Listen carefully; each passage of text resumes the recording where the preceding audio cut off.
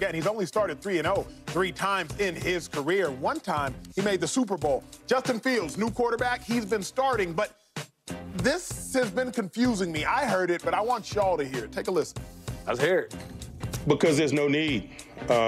You know, I explained to you the variables of the week. It has not changed.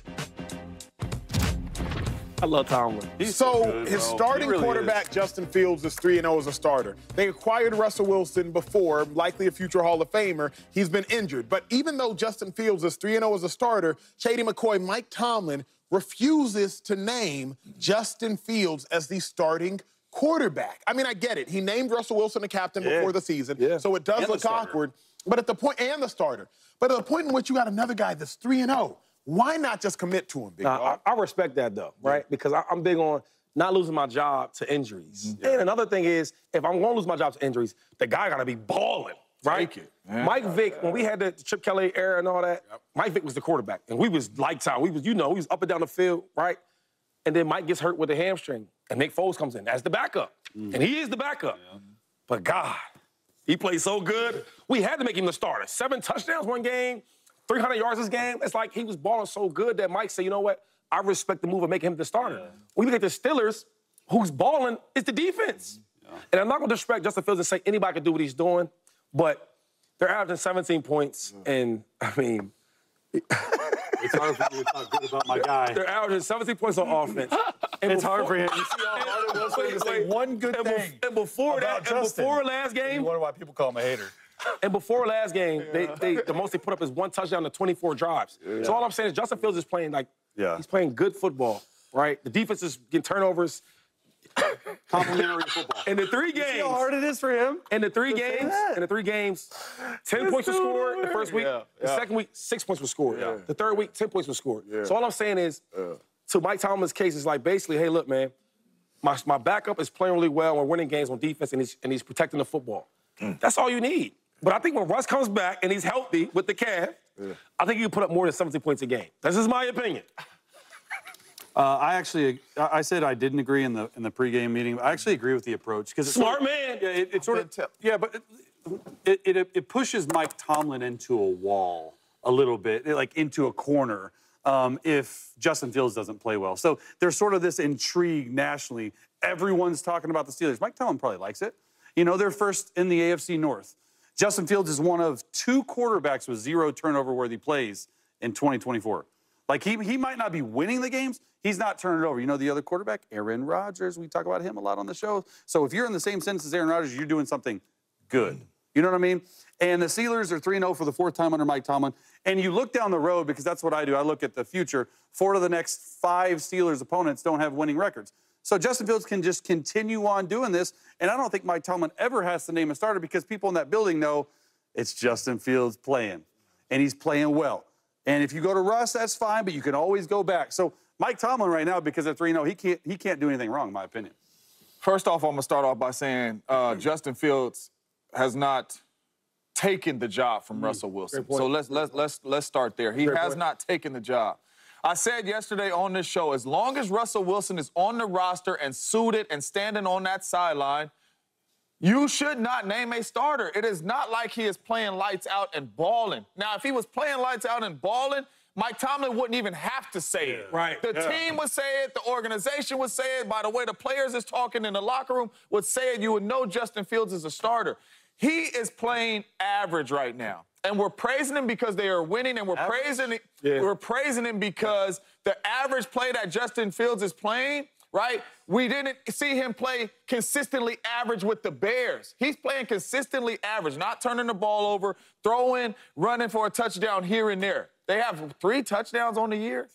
In 3 games. In 3 games, you know what I'm saying? So it's not like he's just playing lights out. To be the starter and for Coach Tomlin to walk up there and say, listen, he is the starter no matter what. Play good, play bad. You got to earn that. You got to take that. I always share the story about myself with Greg Jennings. Greg Jennings got hurt. Me and Jordy were the young bulls. We stepped up.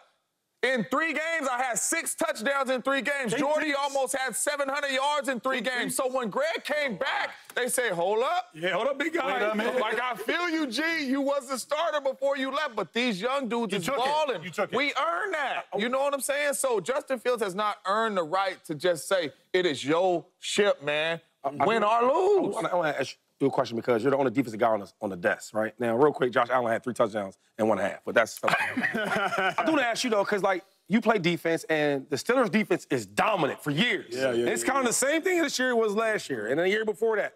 So how would you really feel? Would you even care who the quarterback really is? No. To your point, just whoever's not turning the ball over. Right. As long as I can go to the bench, and the most frustrating thing is when you go to the bench, you drinking your water.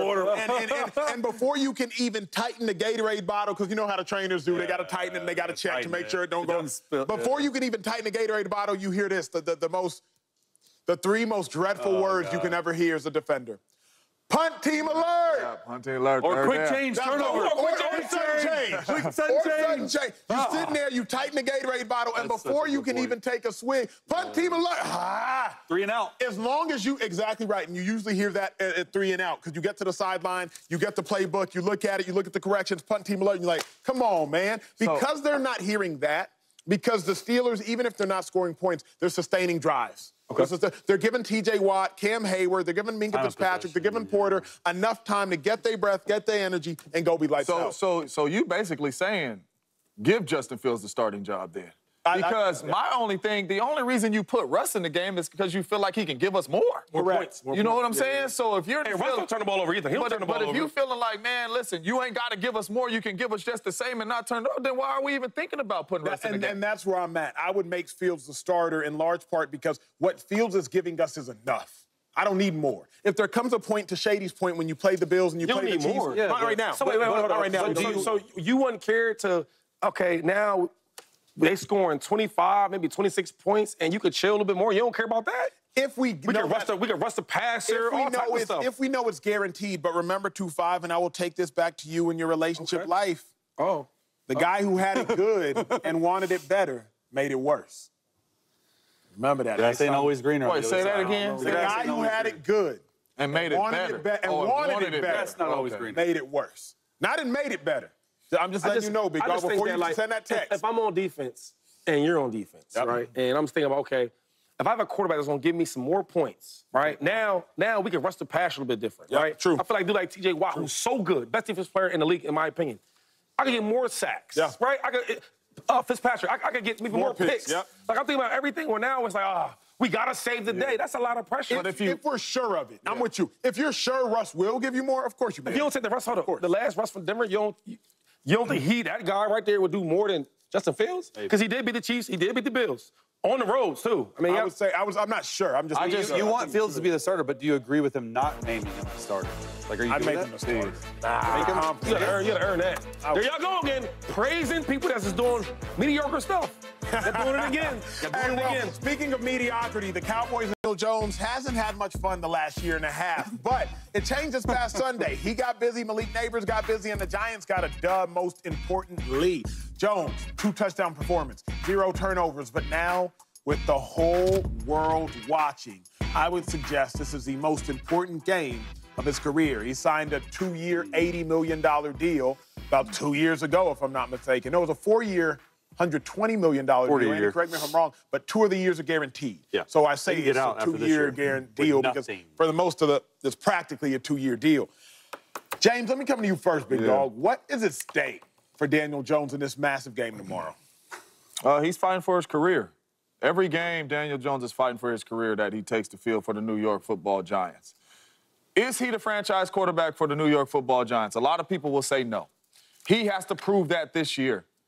Every single game he takes the field, he has to play well. So if you asking me what's at stake, his career is at stake. He is a bad season away from being a backup quarterback for the rest of his career in the National Football League. That is what he's looking at. So if he doesn't go out here and play well every single game this season, that is what he's looking at. And it starts with the Dallas Cowboys. He's 1 5-6 against the Dallas Cowboys. Last time I checked, that ain't good. No matter how you slice it or dice it, he's beat the Cowboys one time in the last 7 meetings. This is a huge game. I believe every single game he takes the field, he is fighting for his career. Is he going to be on the New York Giants next year? Because if he goes out there and he plays bad, they will be drafting a quarterback in the first round, and Daniel Jones will be looking for a new team. Given the fact that this game is on national television, whole world watching, owners have egos like coaches have egos. James Chase Shady, James